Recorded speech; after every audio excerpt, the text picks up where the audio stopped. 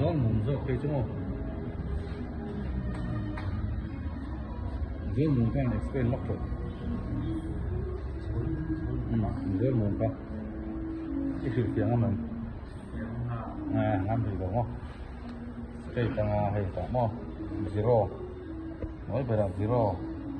I have the number 1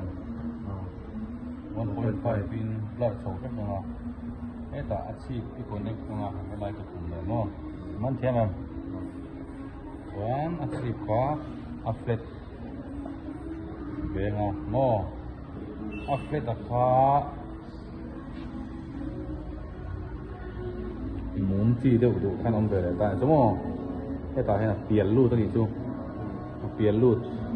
lưu tao vàng han mà hốc style lắm đấy wa nó đấy wa thì càng hay rồi cái đấy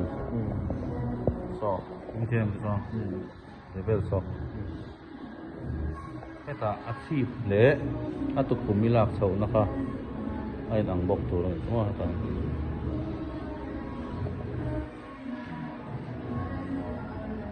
Trapuya, anh tỏ mày